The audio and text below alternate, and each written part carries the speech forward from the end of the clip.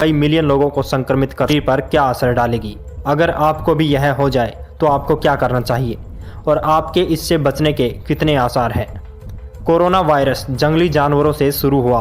Corona virus बूंदों से फैलता है। जब कोरोना वायरस से संक्रमित कोई व्यक्ति खांसता या छींकता है तो उसके थूक के बेहद बारीक कण हवा में फैलते हैं। इन कणों में कोरोना वायरस के विषाणु शोधकर्ता ऐसा मान सरफेस को छुआ है और फिर जैसे हैं वैसे ही रहेंगे। और अगर आप किसी सतह पर खांसते हैं या छींकते हैं तो इसकी संभावनाएं हैं कि आप अनजाने में अपने अगल बगल वाले लोगों को भी संक्रमित कर सकते हैं। और क्या होगा जब आप इन लक्षणों को वाकई में महसूस करना शुरू कर देंगे। ये सबके लिए अलग अलग होगा।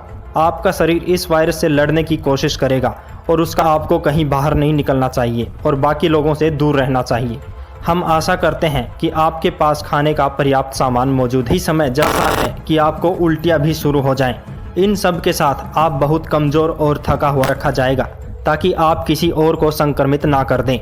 दुर्भाग्य से डॉक्टर आपको गारंटी तो नहीं दे सकते कि आपको ठीक कर देंगे, लेकिन वह आपको पेन किलर यानी कि दर्दनाशक दवा देकर या काफ़ी सारे तरल पदार्थों का सेवन कराकर आपको बेहतर महसूस कराने की पूरी कोशिश करेंगे। जैसे जैसे समय बीतेगा आपका शरीर शायद प्राकृतिक रूप से कोरोना वायरस से ठीक हो जाएगा, पर ऐसा तब होगा जब आप एक स्वस्थ इंसान हो। और अगर ऐसा नहीं है तो फिर कोरोना वायरस से ऑर्गन फेलियर, और अगर आपको कोरोना वायरस हो जाता है तो इसका मतलब तुरंत मौत हो जाना संभव नहीं है। पर आपको इस बात का ध्यान रखना होगा कि आप दूसरे लोगों में आए हैं। ऐसी किसी चीज़ को आप कैसे रोक सकते हैं? अपने हाथ धोते रहें। शायद यह आपको आम बात लग सकती है, पर इस वायरस को रोकने का सबसे बढ़िया तरीका यही है। और अगर आपको कोई सिंक ना मिले तो आप एक हैंड सैनिटाइजर जिसमें जैसे कृपया किसी पब्लिक ट्रांसपोर्ट का इस्तेमाल करने के बाद अपना चेहरा ना छुएं। पर इसका भी ध्यान रखना होगा कि इस नए वायरस का शोध लगातार बदल रहा है और डॉक्टर इसके बारे में नई नई बातें जान सकते हैं। उम्मीद है आपको कोरोना वायरस नहीं हो, पर क्या होगा अगर पृथ्वी पर बाकी सब लोगों को यह हो जाए और एक विश्वव्यापी महामारी फैल जाए। कर अपने मुंह पर हाथ लगाया तो शायद बहुत ज्यादा आसार हैं कि आपको कुछ महसूस नहीं होगा। कम से कम तुरंत तो नहीं।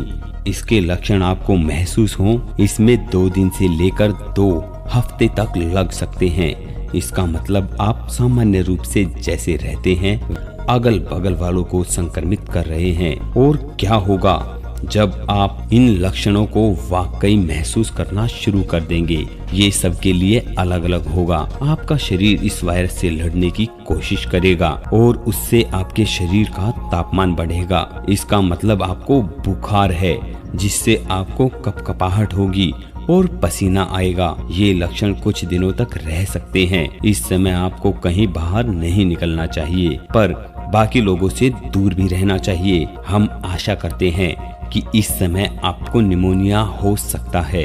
अगर कमजोर और थका हुआ महसूस करेंगे आपके फेफड़े और ज्यादा खराब हो जाएंगे। कोरोना वायरस के कुछ मरीजों ने स्थायी रूप से फेफड़ों के नुकसान का अनुभव किया है, पर कोरोना वायरस के बारे में और भी बहुत कुछ है जो हम नहीं जानते। इससे कई और अंग भी प्रभावित होते हैं। काफी मरीजों के लीवर में, ताकि आप किसी और को संक्रमित ना कर सकें। दुर्भाग्य से डॉक्टर आपकी गारंटी नहीं दे सकते कि वो आपको ठीक कर देंगे।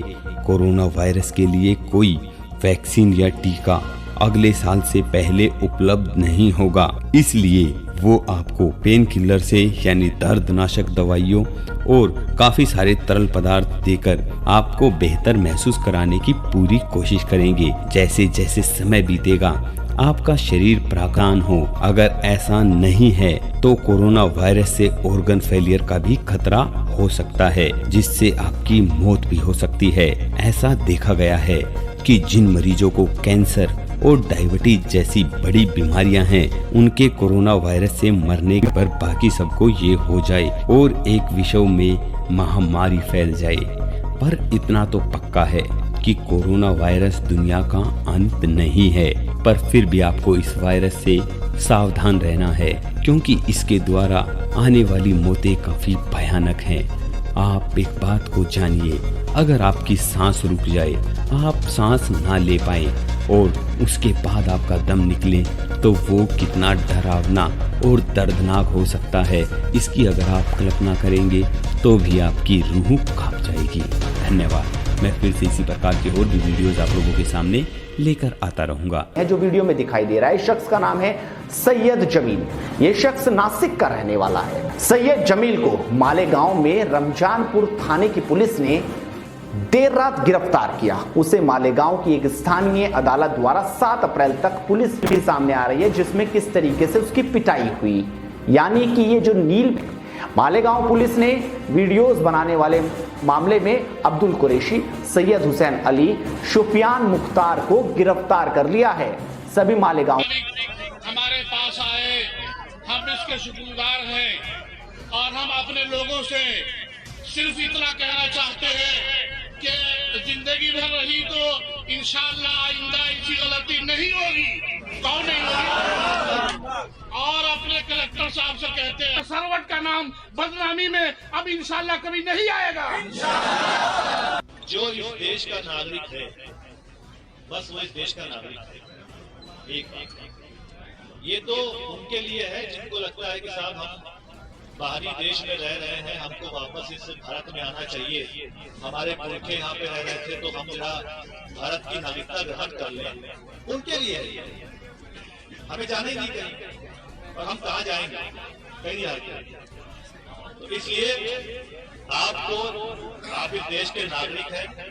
आपने लोकतंत्र के चुनाव में पार्टिसिपेट किया, पता नहीं कितने चुनाव में आपने भाग ले लिया। हेलो आदि भाई, से अकेले मिल सकते हैं, हमसे मिलना इस बात का प्रतीक है कि आपको हम पे थोड़ा सा विश्वास है। गलतियां करता है लेकिन गलतियों को पकड़ के नहीं बैठता। हम हमेशा अपने रोजगार पे जाएं, अपने जो भी कार्य क्षेत्र। मैंने एडीएम साहब को उसका नाम भी लिखवाया था, शबाना है, उसका शौहर जो है उसको वो जेल भेज दिया या 2-3 दिन से कहाँ है कोई पता नहीं चल पा रहा है। उसका हाथ टूटा हुआ है, मैंने उसको भी बुलवाया है।